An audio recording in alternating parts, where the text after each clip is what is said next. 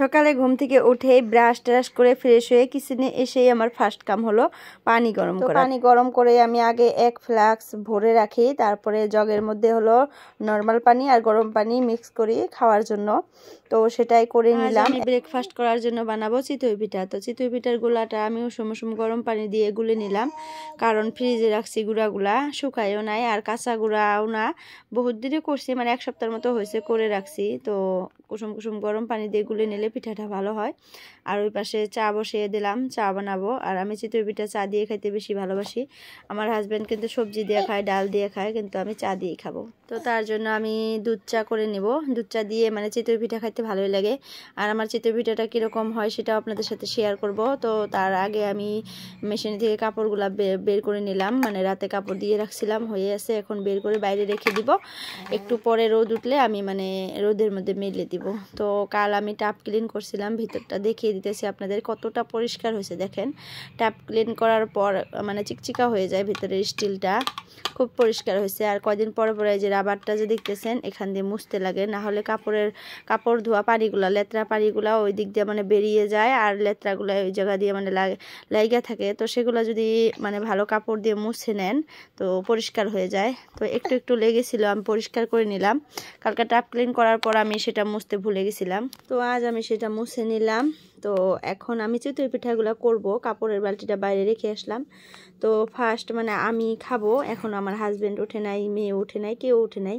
তো আমি ভাবলাম যে তাহলে চাটা খেয়ে নেই, এখন যেহেতু কাম নাই। তো চাটা খেয়ে মানে তারপর আমার হাজব্যান্ড উঠলে তাকে আবার ভেজে দিব, গরম গরম ভেজে দিব আমি।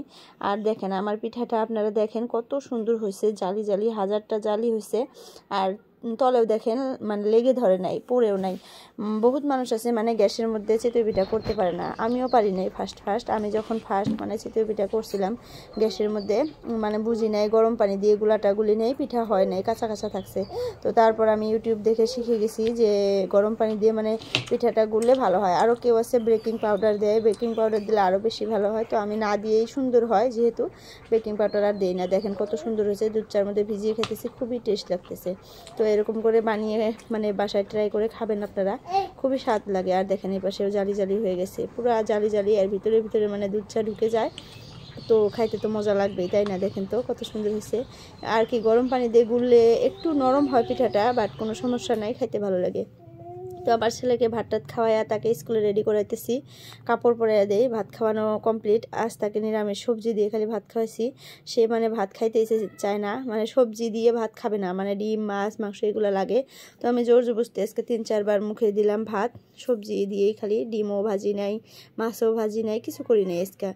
তো খাওয়া দাওয়া কমপ্লিট করে তাকে কাপড় টাপড় পরাইয়া দিলাম। এখন আমার হাজব্যান্ড আমার মেয়ে উঠবে, তো তাদেরকে মানে আমার হাজব্যান্ড মুখ ধুতে যাবে, আর আমার মেয়েকে আমি একটু কোলে নিয়ে করবো, আর বিছানাটাও তুলে নেবো। আর আমার বিছানাটার অবস্থাটা আপনাদের মানে শেয়ার করবো আপনাদের সাথে, কি অবস্থা হয়ে থাকে সকালে ঘুম থেকে ওঠার পর। দেখেন খালি এই যে কাপড়গুলো যে পরে আছে, এই কাপড়গুলো আমি মশারির উপরে টাঙিয়ে দিই রাতে। তা না হলে কি হয় জানেন, মানে সারা রাত তো লাইট আমরা অফই রাখি, তো সকাল হওয়ার সাথে সাথে যে একটু আলো আসে ঘরে, সেই আলো দেখে আমার মেয়ে উঠে যায়। তো এই কাপড়গুলো দিয়ে একদম আন্ধার বানিয়ে রাখি আমাদের বিছানাটা। তো মেয়ে বুঝতেই পারে না যে সকাল হয়, তো কতক্ষণ আর কি থাকে। তা না হলে মানে সকাল হওয়ার আগেই ও উঠে পড়ে, একটু মানে আলো বাতাস ঘরে ঢোকার সাথে সাথে ও উঠে পড়ে। তো আমার ছেলে বাই বাই দিয়ে দিল, চলে গেল। আর আমার মেয়েকে নিয়ে আমি যে বসে আছি, হাজব্যান্ড এখনও মুখ ধুয়ে আসে নাই। তো আমার ছেলে আবার ঘুরে আসছে, মানে তার জেঠু এখনও ব্রাশ করে নাই, স্কুলে নিয়ে যাবে। এটা হলো আমার ভাতিজা, মানে আমার ভাসুরের ছেলে। তো এরা দুজন একসাথে স্কুলে যায়। আমার ভাসুরের ছেলে দেখেন কতটা গরম, মানে ঠান্ডা লাগছে, সরি, একটা দুইটা কাপড় পরছে, এত ঠান্ডা আর কি আর বলবো। ও এমনি করে মানে স্কুলে যায় প্রত্যেক দিন, রোজ মানে টুপি মুখ ঢাকবে, খুব মানে হুঁশিয়ার, বুঝছেন, নিজের সিনসিয়ার মানে খুবই। তো তারপরেও কিন্তু তার ঠান্ডা লাগে যায়, কেমন করে জানি না, খুবই ঠান্ডা লাগে। তো তার জন্য হয়তো ও এরকম করে থাকে সবসময়। তারপরে দেখি বাইরে রোদ উঠে গেছে, তো আমার মেয়েকে ওয়ালকারে বসিয়ে দিয়ে আমি ঘরটা একদম গুছিয়ে নিলাম, বিছানা টিছানা সব গুছিয়ে নিছি। আমার হাজব্যান্ডও খেয়ে মানে দোকানে চলে গেছে, ছেলেও স্কুলে চলে গেছে, সব কাজ করা একদমই কমপ্লিট। এখন আমার বিছানাও গুছিয়ে নিছি একদম, দেখেন সব পরিষ্কার। তো এখন ভাবলাম মেয়েকে খাওয়াইয়া নেই, 9টা বাজে নাই, হয়তো বাজবে এরকম হয়েছে। তো আজকে ওর জন্য আপেল সিদ্ধ করছি আর হলো একটু চাউলের গুঁড়া বানাইছি। খালি আপেল সিদ্ধ আমার মেয়ে খাইতেছে না, তো চাউলের গুঁড়া একটু বানাই আর নুতুরি, তার মানে ওর মধ্যে মানে এই আপেলটা মিক্স করে দেই, ও খেয়ে নেয় খুব সুন্দর করে। তো বহুত দিন পর আজকে ওকে আপেল দিতেছি।